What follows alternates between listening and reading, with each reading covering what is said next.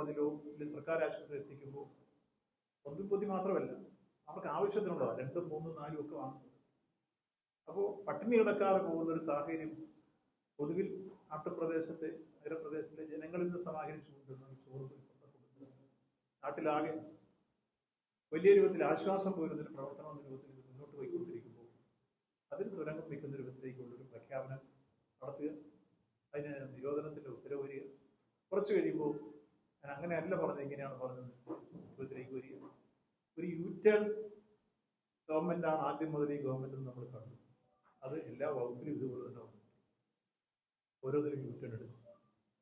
ഇത് പറയുമ്പോഴും ഇതാളുകളെ പരിഹസിക്കുമ്പോഴും ഒക്കെ യഥാർത്ഥത്തിൽ ഇതൊക്കെ പരിശോധിച്ചു വേണ്ടേ പറയാം. യഥാർത്ഥത്തിൽ ഒരു ആരോഗ്യ വകുപ്പ് മന്ത്രി നിലവിലുള്ള ആരോഗ്യ പരിപാലന രംഗത്ത് ശ്രദ്ധിക്കപ്പെടേണ്ടതായ പ്രശ്നങ്ങൾ ശ്രദ്ധിച്ച് മുന്നോട്ട് നീങ്ങാൻ കഴിയുന്നുണ്ടോ? നമ്മളിപ്പോൾ കണ്ടു പല രൂപത്തിൽ മുമ്പെങ്കിലും കേട്ടിട്ടില്ലാത്ത രോഗങ്ങൾ ഓരോന്നോരോന്നായി നമ്മുടെ നാട്ടിൽ വന്നുകൊണ്ടിരിക്കുക. ആ പകർച്ചവ്യാധികളെ പ്രതിരോധിക്കാനും മറ്റ് ഇപ്പോൾ സാധാരണ രീതിയിൽ നമ്മുടെ നാട്ടിൽ വന്നുകൊണ്ടിരിക്കുന്ന ഒട്ടേറെ രോഗങ്ങളുണ്ട്. മഴക്കാലപൂർവ്വ ശുചീകരണങ്ങൾ കൃത്യമായി നടക്കാൻ ഒന്നതിനെ തുടർന്നുണ്ടായിട്ടുള്ള അനുഭവം, അതിന്റെ ഭാഗമായി ഉടലെടുത്തിട്ടുള്ള ഒട്ടേറെ രോഗങ്ങൾ, പനിയടക്കം, ഷിഗല്ല അടക്കമുള്ള രോഗം ഓരോ ഘട്ടങ്ങളിലും വന്നുകൊണ്ടിരിക്കുന്നു നമ്മൾ കാണുക. അങ്ങനെയുള്ളതിനെയൊക്കെ പ്രതിരോധിക്കാം. ഇനിയിപ്പോൾ വന്നപ്പോഴും ആ രംഗത്തെടുത്ത ഒരു സമീപനം നമ്മൾ കാണും, മുമ്പത്തെ നിലപാട് കാണും. അപ്പൊ യഥാർത്ഥത്തിൽ അതീവ ജാഗ്രതയോടുകൂടി ആരോഗ്യ പരിപാലന രംഗത്ത് ജനങ്ങളുടെ ആരോഗ്യ സുരക്ഷയ്ക്ക് എല്ലാ സൗകര്യവും ഉറപ്പാക്കാൻ ബാധ്യതപ്പെട്ട ആരോഗ്യ വകുപ്പും അതിന്റെ ഓരോ സമീപനങ്ങളും തലതിരിഞ്ഞ രൂപത്തിലേക്ക് വന്നുകൊണ്ടിരിക്കുന്നു. അത് ജനങ്ങളെ വെല്ലുവിളിക്കുന്ന രൂപത്തിലേക്ക് വന്നുകൊണ്ടിരിക്കുന്നു.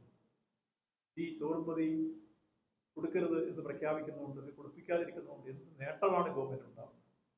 പാവപ്പെട്ട രോഗികൾക്ക്, ജനങ്ങൾക്ക് ലഭിച്ചുകൊണ്ടിരിക്കുന്ന ഒരു ആശ്വാസം ഇല്ലാതാക്കാൻ എന്ത് തരത്തിലുള്ള പ്രേരണയാണ് ഇവർക്കുണ്ടായത്?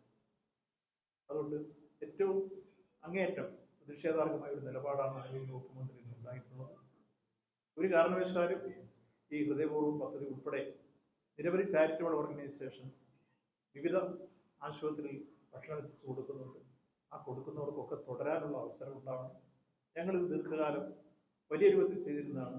കോട്ടയം കേന്ദ്രീകരിച്ച് പ്രവർത്തിക്കുന്ന അഭയം ചാരിറ്റബിൾ സൊസൈറ്റിയാണ് ഏറ്റവും കൂടുതൽ ഈ ജില്ലയിൽ, ഒരുപക്ഷെ സ്റ്റേറ്റിൽ തന്നെ ലോക്ക്ഡൌൺ പീരീഡിൽ മെഡിക്കൽ കോളേജിൽ 3 നേരവും ഭക്ഷണം എത്തിച്ചു കൊടുത്തിരുന്ന വലിയ ദൗത്യമായിരുന്നു ഏറ്റെടുത്തത്. അതാണ് ഞാൻ നേരത്തെ സൂചിപ്പിച്ച 15 ലക്ഷത്തിൽ പരം. ആ നിലയിൽ ഇപ്പോഴും ഡിവൈഎഫ്ഐയുടെ പ്രവർത്തനം കൃത്യമായി തുടരുന്നുണ്ട്. എൻ്റെ ഗ്രാമം പദ്ധതിയുണ്ട്, നവജീവന്റെ ഉണ്ട്. ഇതെല്ലാം മെഡിക്കൽ കോളേജിലാണെങ്കിൽ മറ്റ് സ്ഥലത്ത് മറ്റ് പ്രാദേശിക ഘടകങ്ങൾ ഉൾപ്പെടെയുള്ള ചില ചാരിറ്റബിൾ ഓർഗനൈസേഷൻ അതൊന്നും നിർത്തിവെക്കാൻ പാടില്ല. അത് അനുശീലനം തുടരണം.